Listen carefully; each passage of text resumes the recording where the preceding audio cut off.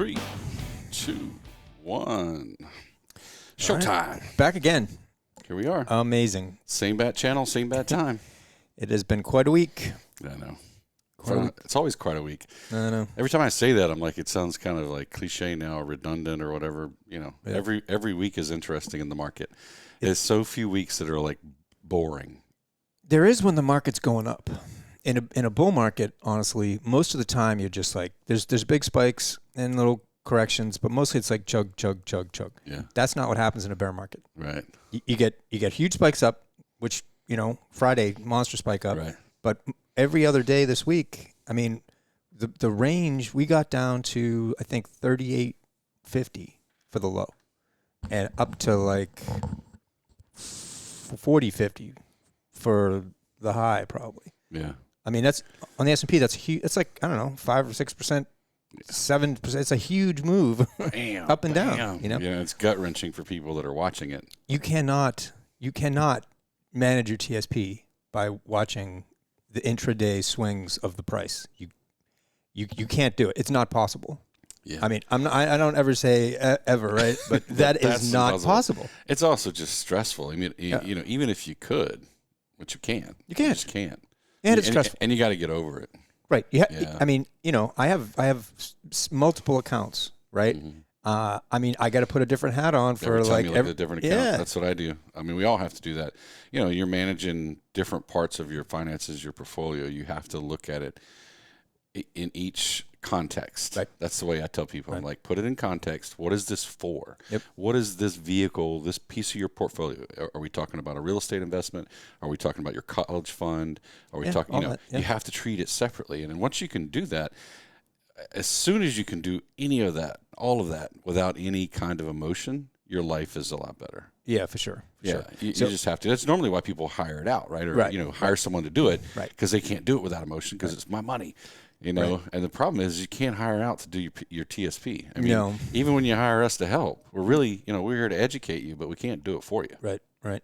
So the June webinar for in the public TSP group is going to be about building a plan. Nice. During this bear market, right? Yeah. So if you guys are in our public Facebook group, Jerry does a live every Wednesday at 2:00 Eastern, and he picks a topic. He talks about it. Most of all, it's an opportunity for a little Q&A live, and then he'll also be pointing towards the monthly webinar that we do. Now, you have to sign up for that, but once you sign up, register for it, you're registered for all of them. So you don't have to keep registering every month. We'll just send you a reminder. You can come in. We also send you the recording. So if you're in our public Facebook group, you go up to the top. There's a post that's pinned there that says, let's talk TSP. Yep. And that's the webinar. So check it out. Yeah, it's going to be good. It's going to be about the stuff that we were just talking about. Yeah, building a plan. The way to build a plan, right, is to start off with the mindset that's accurate for the thing that you're talking about, right? And TSP is different than, day trading or Fidelity account. So, yeah. Let's jump into it. All right. So, Weekly Update Show, 15 May 2022. Last week we were talking about the F fund being 4 standard deviations from the mean and like all this way oversold.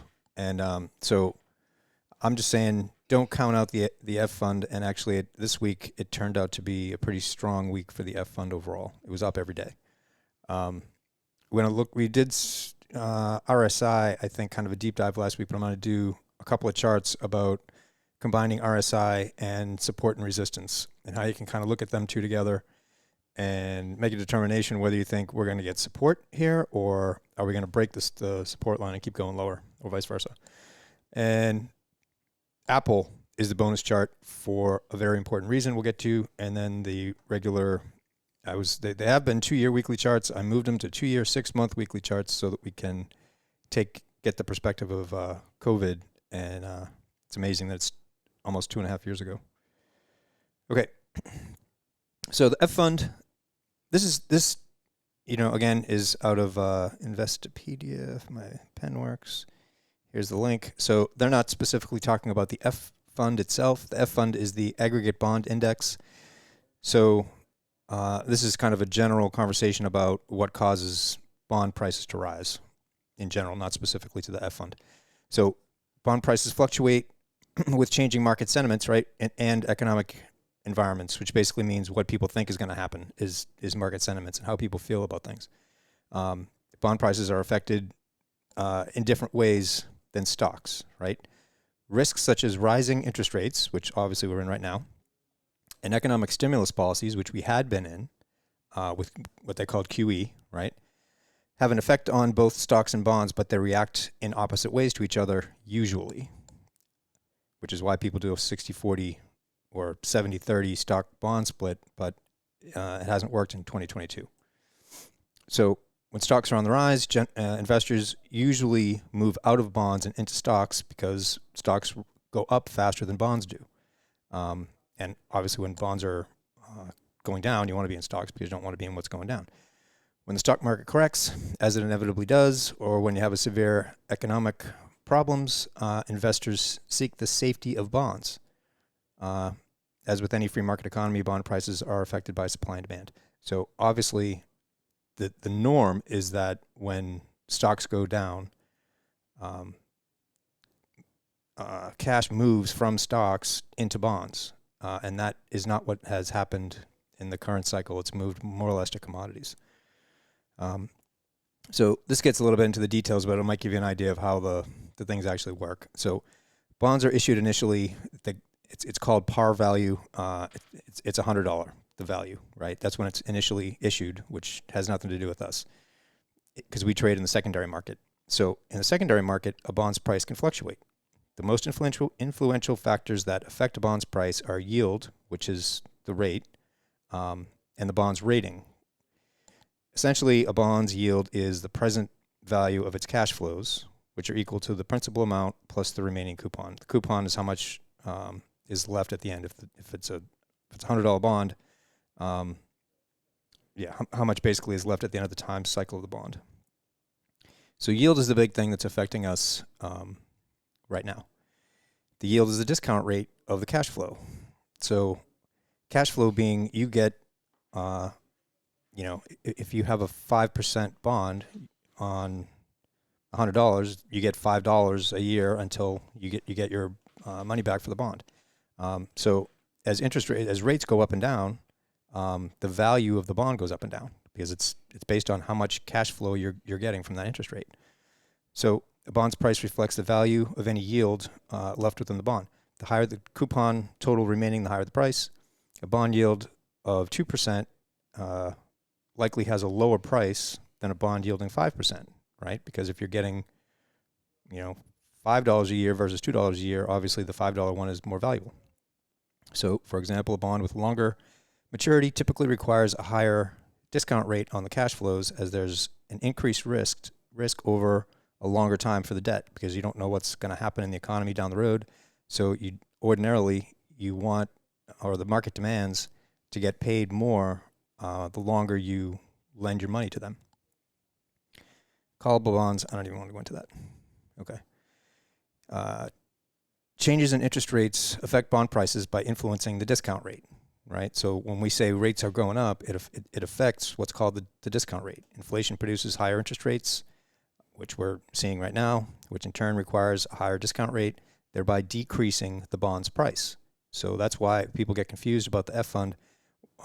That's what it is. The price and the yield are inverse to each other. When the yield goes up, the price of the bond goes down. Bonds with longer maturity see a more drastic lowering in price in this event because, additionally, these bonds face inflation and interest rate risks over a longer period of time, increasing the discount rate that needed to value the cash flows. And falling interest rates cause bond yields to also fall, thereby increasing the bond's price. All right, so credit risk also contributes to a bond's price. Bonds are rated by different rating agencies. Moody's, S&P rank bonds there. You might have heard of it: AA, AAA, BBB, junk bonds. There's all kinds of different bonds that have different risk levels. The more risky the bond, the higher the yield it will pay you. So bonds with a higher risk and lower credit ratings are considered speculative. They call them junk bonds, and come with higher yields and lower prices. If a credit agency lowers a particular bond's rating to reflect more risk, the bond's yield must increase and its price should drop. Almost always does. All right. That's sort of the idea behind how bonds work. I know it was a quick overview, but hopefully it helped a little bit. So here is the F fund over the last 18 years, actually since it started back here as an option for us in TSP. So you can see it has moved up over time, right?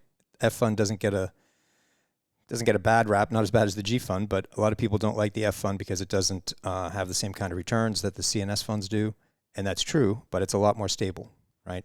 It's gone up in this very stable trajectory, and then in 2018, when we started having, this was part of the Fed started messing with rates, and we had a thing called the taper tantrum and all that, and people kind of fled to the safety of bonds. So bonds took off for a while at a pretty good trajectory versus its long-term trend, right? Then we get to a top. Bonds topped out way before stocks did back here sometime in 2020. We had a correction, right? This correction is relatively consistent, in size with some of the other ones, right? It wasn't a huge deal. But then when we got a lower high, right, that was the first indication that we were in trouble. I mean, we were obviously, this correction took us out of this channel. So, that was definitely something to look at. But the lower high here was a big deal. And then obviously bonds just cratered. So the other thing I wanted to point out on this is this 50 RSI line, okay? Every time we had a correction in bond prices, it would come down to that 50 RSI line, except this one.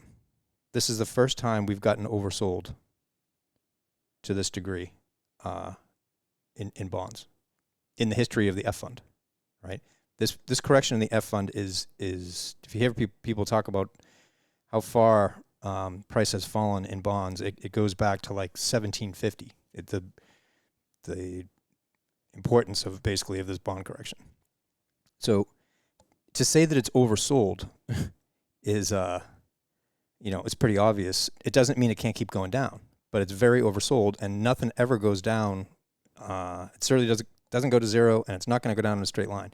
The next thing is going to be to see when it does recover, how high do we get, and does it roll over and close again, below those lows.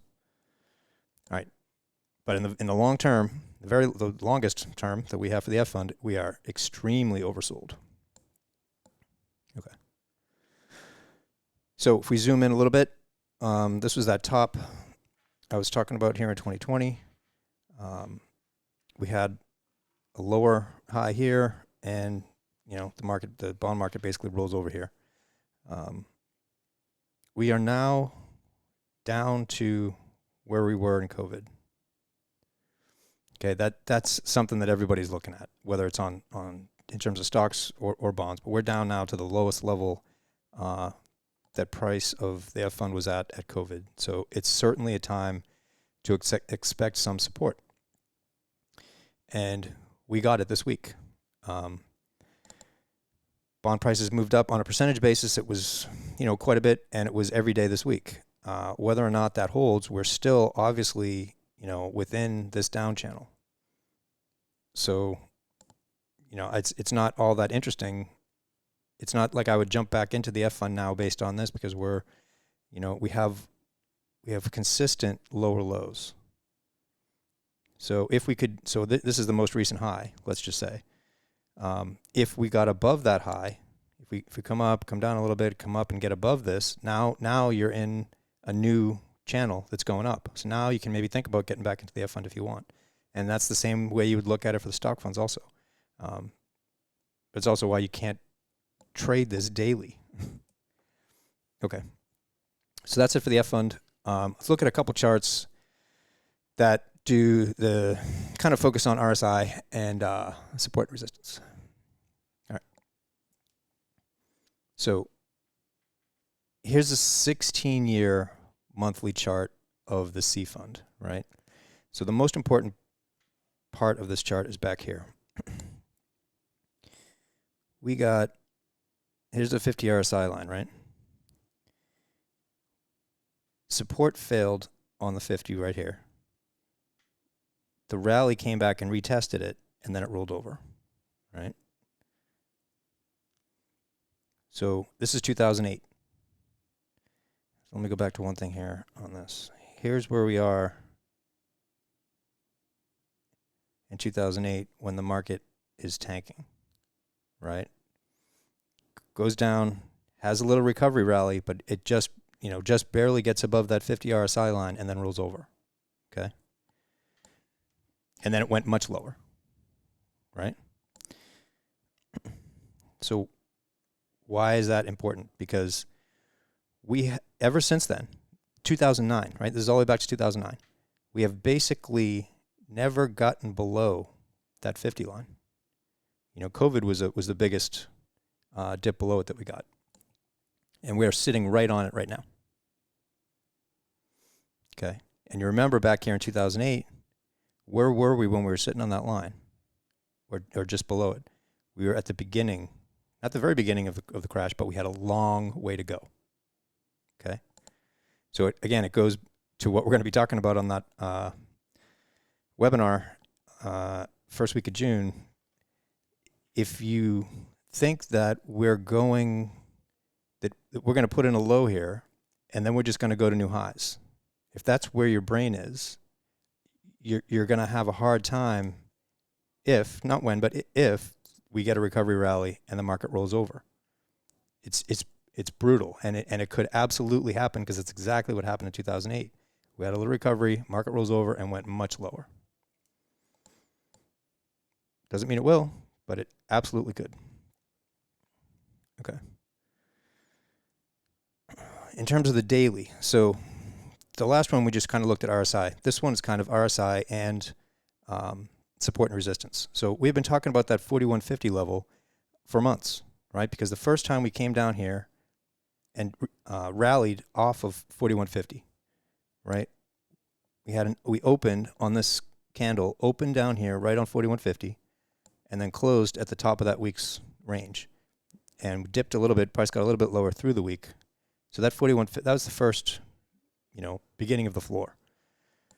Had a rally, came down, hit 4150 again, came up a little bit, hit it again. Then we had that big rally in March, right? We came down here, came back to that 4150 level, and we bounced on it for weeks. And I had some people in Facebook asking, well, if that 4150 level, if it holds, if it doesn't hold, there's nothing magic about this, and you can see the price fluctuates around it. So it's not like a magic number. It's just kind of the, I don't know. My eye just sees it. Like you can see that level is where the support was, right? Because it's holding price up here, and it was doing the same thing here. It was holding price up until it didn't, right? So how could we maybe take a guess that it was going to act as support or it was going to act as resistance? We got a high in RSI here, and then RSI starts declining. It hits resistance here, right? We recovered here up to the 50. That's what that is, up to this 50 RSI level. And then we came down. If this was going to hold as support, RSI would not have continued down. It would be doing something like that, right? RSI, even as price came down, if RSI was diverging from price, we would have expected support here and the market to bounce off of it. We didn't get that. Also, when it comes down here, it recovers, comes down, recovers. This time it came down and it was churning on that line. Can it recover from churning on the line? It could. But we also had the Elliott wave, 1, 2, 3. The churning becomes a 4. And as I'm looking at that, I'm like, there's no way the 4150 level is going to hold because we need to have a fifth wave down. And that began, I think it was Monday this week. So those are just the things that I'm looking at, and how does support, resistance, and RSI kind of all work into it. Same thing on the S fund, right? We said 1800 was a pretty important level.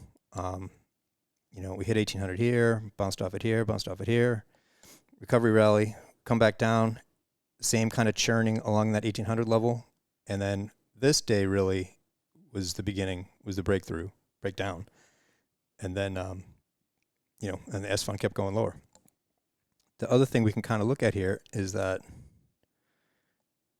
in terms of RSI, it was declining, right? As prices coming down, and it's staying down here, it's staying, muted basically as we're churning. So it was relatively clear to me anyway that I certainly wasn't betting that we were going to get a bounce from there. So that's basically how you use support and resistance and RSI as you're looking at these charts. Okay. Yeah, I mean, I like those as tools because, like we always say, if you're doing this the way we would recommend, you're not looking at this daily. Right. You're looking at weekly charts. You come in Friday, Saturday, Sunday sometime, you take a look at the charts, you draw your new lines in the sand, you make a few decision points and roll on, yep. Right? And you know what you're going to do. You got a plan. Yep. And then data points, so you got price and volume is where we start. And then you add things like the MACD and the RSI.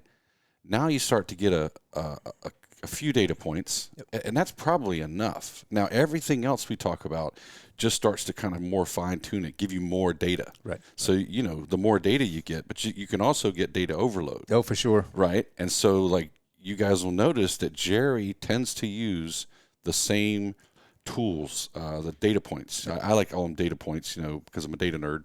But in the charts they call them are they tools? What are they? Analysis tools. Oh, they're indicators. Yeah, indicators. That's the word I was looking for. Yeah, there are 50 indicators that you can. Yeah, there's 50 indicators, yeah. And so could you imagine? We've seen charts that people do that have all 50 indicators, and that's not telling you anything. So where I'm going with this is you need to find the indicators that speak to you. Yep. That you kind of understand it, right? So if it's Bollinger Bands or just, there's all kinds of indicators. Tons of things. Find the ones that speak to you. I would say start price and volume. You have to start with, right? And go from there. And if it speaks to you, then it works. Yep. And then you've got your tool set, your toolbox, and every once in a while, you'll hear your buddy that you're talking about some new tool. And, I see Jerry do this. He'll go play with the tool. And if it works for him, great. He might add it to his toolbox. If it doesn't, he kind of sets it over to the side and says, I'll tinker with that later. Yep. Right? It's like that new wrench. It's like, it doesn't quite feel good in my hands. That's right. That's exactly right. Yeah, that's how I think of it, and that's really what you guys have got to do as you get yourself more educated in all this stuff, right? Is it important to understand the underlying fundamentals of the market? Yes. But at the end of the day, if you look at a line chart, a weekly line chart, you're gonna be fine. Yep, absolutely. All right, so the bonus chart is Apple. And here's why. So here's a 3-year daily chart of Apple, right? So the reason I'm doing this is Apple is over 7% of the S&P 500, okay, the C fund. So that means that the rest of the stocks in the index, let's say the rest of the stocks in the index stay flat on a day, right? And Apple loses 10% on a day, where everything else in the index stays flat, which obviously that wouldn't happen. But if it did, the S&P itself would drop by 0.7% just on that one bad Apple day, right? That's a huge chunk of the index for one stock, okay? So if we're looking at the chart, basically Apple, Microsoft, and Google are what's holding up the S&P 500 index right now, because most of the other stocks are down 30 to 50%. The index is being held up by what they call the generals, and the generals are starting to get knocked off. This was a pretty important one for Apple. So it's a 3-year chart. So this trend line is almost 2 years long, and it hit support, all the way along there until it didn't this week, and it was a big move down, and it's a problem for the market because Could it just turn back around and recover and keep going on to new highs? It could, but as long as Apple's in trouble, the S&P overall is in trouble. So it's a good one. It's a good one to watch as an indicator of the market in general at this point. All right. So for the weekly charts, not a whole lot has changed. There was some big intraday or intra-week movement this week, but we're still obviously well below that 20-week exponential moving line that we keep talking about. Until we get a close above that trend line, right? So the trend line is going to continue. The faster and the further stocks go, this line will start to steepen and come down. And then we're talking about it, if that happened, let's say, we'd be talking about a price up here at like 4,200 as something above that line that you could consider getting back in. But on a weekly basis, we're way, way below the moving average line. S fund, it's worse off in some ways because its high was in November instead of January, and it's fallen quite a bit more. The C fund is down somewhere around 15%, where the S fund is down closer to 30%. So it's a little more oversold than the C fund is, right? We're very oversold, and maybe this week ends as could end in the black. I mean, who knows? We got all the way down to just below 1,600. 1,800 was support back here, so it's likely to act as resistance on the upside. So we'll have to see. But again, we're well off this 20-week exponential moving line. iFund, same kind of thing. Go back to the S real quick. The S fund, so this area in here should act as support, and definitely this is the top of where we were before COVID, and everybody's looking at that as acting as support. So if you go out, that's where we are right now. And we got a recovery rally right there at where the top before COVID was. So not surprising to see a recovery rally where we're way overextended on the downside. To get a recovery rally here in the area of prior support is certainly reasonable. It doesn't mean it's gonna be the bottom. It just means you would reasonably have expected some support there, and we got it. So here's a good example, right? iFund, same kind of thing, but here's where we were. We were just below, what is this, 6750 line. This is 6750 line right here. So that was where we topped out right before COVID, and we tested it this week, right? The beginning of May, end of April, we tested it. So the market runs down, tests it, and it knows that it can run back down there again.